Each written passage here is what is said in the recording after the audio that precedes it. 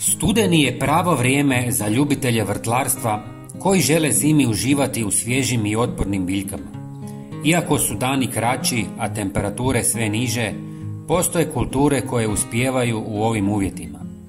Prava je prilika da posadite lisnato povrće poput salate, blitve, kelja i špinata koje odlično podnosi hladnoću, a čak i postaje slađe nakon prvih mrazeva.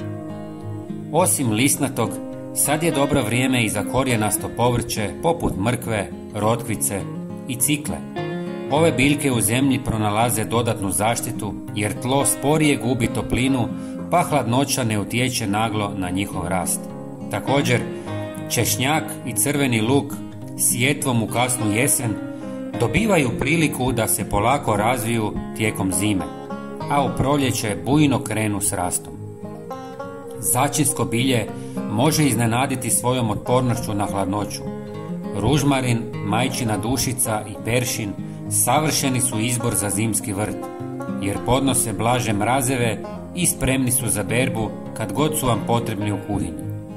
Ako želite još više iskoristiti vrt u studenom, razmislite o sadnji graška. Ova biljka se bolje razvija na hladnoći nego na visokim temperaturama, a početak rasta u studenom osigurat će vam zdrav i snažan grašak u proljeće. Da bi vrt bio uspješan u hladnim mjesecima, preporučuje se korištenje malča. Sloj slame ili lišća može štititi mlade biljke i održavati toplinu tla. Ako želite dodatnu zaštitu, možete koristiti pokrivače ili plastične tunele koji stvaraju mali staklenički efekt. Zalijevanje tla prije mraza također pomaže jer vlažno tlo bolje zadržava toplinu. Svi ljubitelji vrtlarstva u studenom mogu pronaći dovoljno aktivnosti i uživati u pripremama za zimu, osiguravajući tako uspješan vrt kad dođe proljeće.